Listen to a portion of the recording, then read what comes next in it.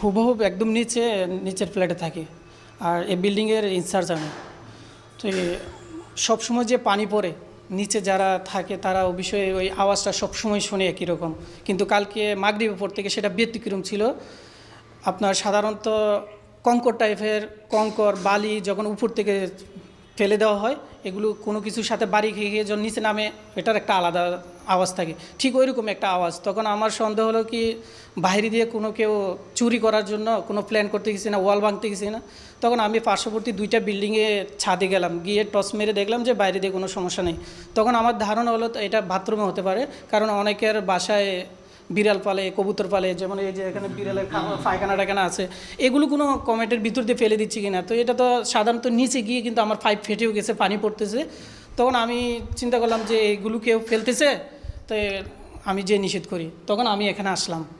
তো এমনিও তাদের একটা